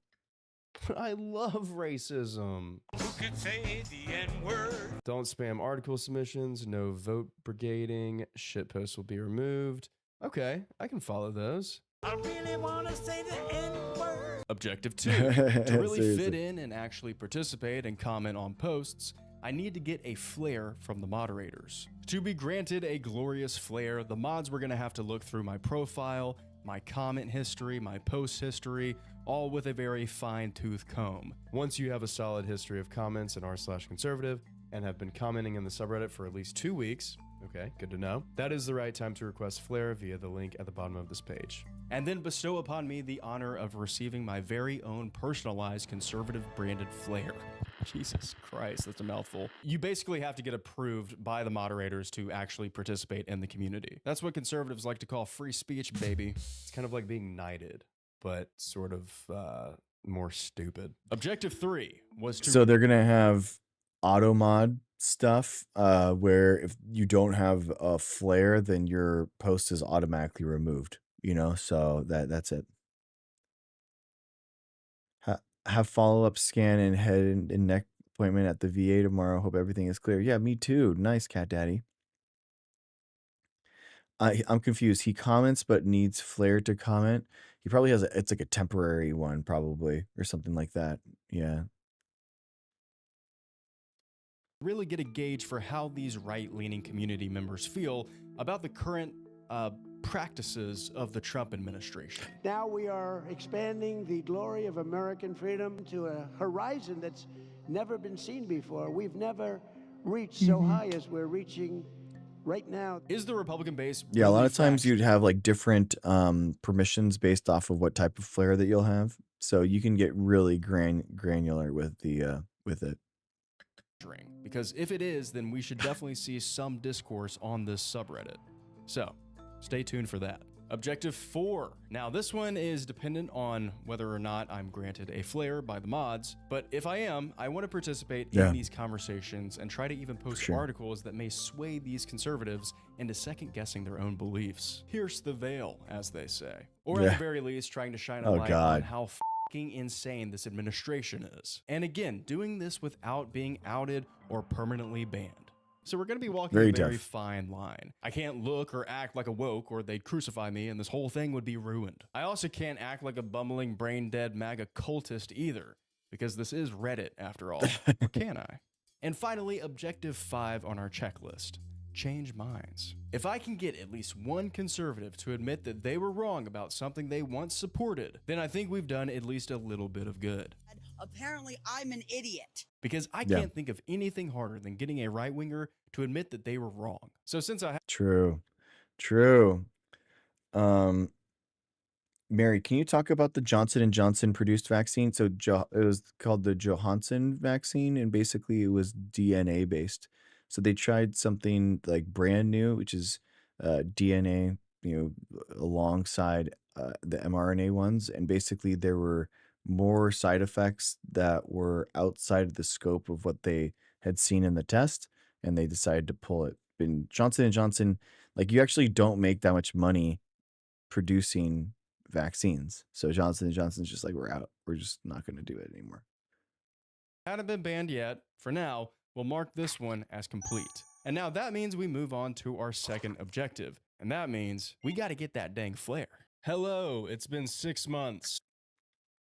Oh man, guys, I'm crashing. I'm so sorry.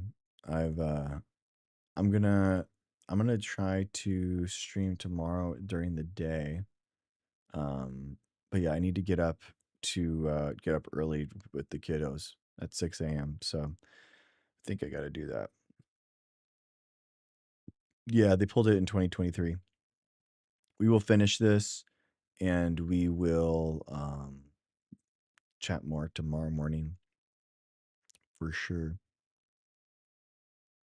Yeah, Cat Daddy. Yep, they've used the mRNA lipid nanoparticles to cure like a lot of gene therapy targets. It's been really cool. Dude, thank you so much, Bobby, Maui Wise, Heather, Helen, Ducray. Thank you so much. I appreciate all the gifts. Thank you, Efon, for the 10-pound super chat. W Democracy Now. Thank you so much. I really appreciate you. Thank you for the support. I appreciate you all being here. Yeah, thank you. Go be nice to someone. All right. All right. Have a good night. Bye.